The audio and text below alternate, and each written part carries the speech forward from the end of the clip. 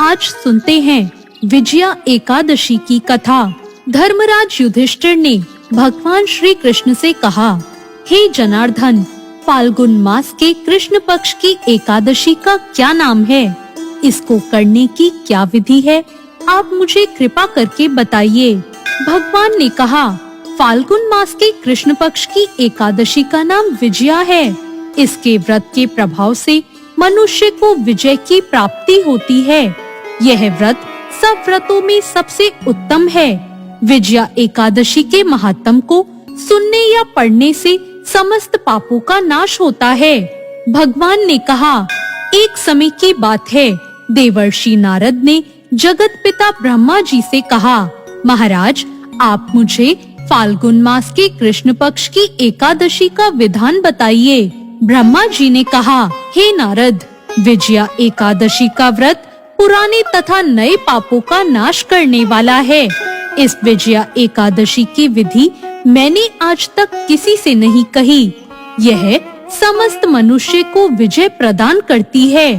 त्रेता युग में मर्यादा पुरुषोत्तम श्री रामचंद्र को जब 14 वर्ष का वनवास हो गया था, तब वे श्री लक्ष्मण जी और सीता जी के साथ पंचवटी में निवास करने लगे। पर वहाँ दुष्ट रावण ने जब सीता जी का हरण कर लिया, इस समाचार से रामचंद्र जी और लक्ष्मण जी अत्यंत व्याकुल हो गए और सीता जी की खोज में लग गए।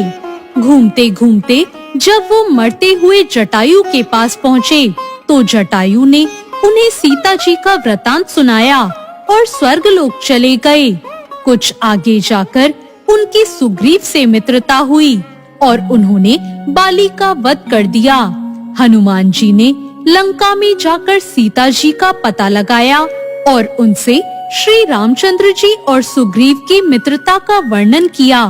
वहां से लौटकर हनुमान जी ने भगवान राम के पास आकर सारा समाचार कहा।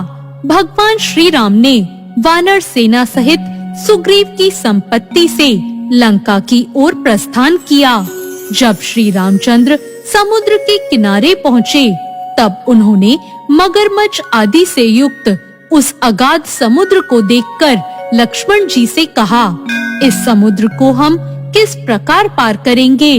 श्री लक्ष्मण जी ने कहा, पुराण पुरुषोत्तम, आप आदि पुरुष हैं, आप सब कुछ जानते हैं। यहाँ से आधा योजन दूर कुमारी द्वीप पर वल्दालभ्य नाम के मुनि रहते हैं। आप उनके पास जाकर इसका उपाय पूछिए।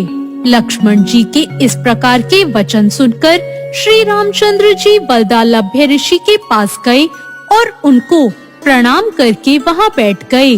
मुनि ने भी उनको मनुष्य रूप धारण किए हुए पुराण पुरुषोत्तम समझकर उनसे पूछा, हे राम, आपका यहाँ आना कैसे हुआ? भगवान श्री राम ने कहा, हे ऋषि, मैं अपनी सेना के साथ यहाँ आया हूँ और राक्षसों को जीतने के लिए लंका जा रहा हूँ। आप कृपा करके समुद्र पार करने का कोई उपाय बताइए और मैं इसी कारण आपके पास आया हूँ। वल्दालभ्य ऋषि बोले, हे राम, फाल्गुन मास के कृष्ण पक्ष की एकादशी का उत्तम व्रत करने से निश्चय ही आपकी विजय होगी। साथ ही आप समुद्र भी अवश्य पार कर लेंगे। इस व्रत को करने की विधि अब मैं आपको बताता हूँ। दशमी के दिन स्वर्ण, चांदी, तांबा या मिट्टी से एक बना हुआ घड़ा ले। उस घड़े को जल से भरकर उसमें 5 पल्लव रखकर वेदिका स्थापित कर दें। उस घड़े के नीचे सतनजा और ऊपर जौ रखें। उस पर श्री नारायण भगवान की स्वर्ण की मूर्ति स्थापित करें। एकादशी के दिन स्नान आदि से निवृत्त होकर धूप, दीप, नैवेद्य, नारियल आदि से भगवान का पूजन करें। तत्पश्चात घड़े के सामने बैठकर अपना दिन व्यतीत करें और रात्रि को भी उसी प्रकार बैठे रहकर जागरण करें। द्वादशी के दिन नित्य नियम से निवृत्त होकर उस घड़े को किसी ब्राह्मण को दे दें। हे राम, यदि तुम इस व्रत को सेनापतियों सहित करोगे तो तुम्हारी विजय अवश्य होगी।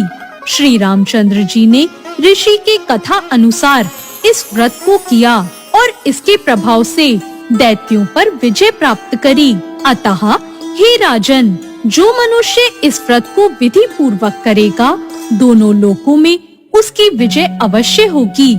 श्री ब्रह्मा जी ने नारद से कहा था, हे पुत्र, जो कोई इस व्रत के महत्तम को पढ़ता या सुनता है, उसको वाजपेयी यज्ञ का फल प्राप्त होता है। तो ये थी विजया एकादशी की कथा।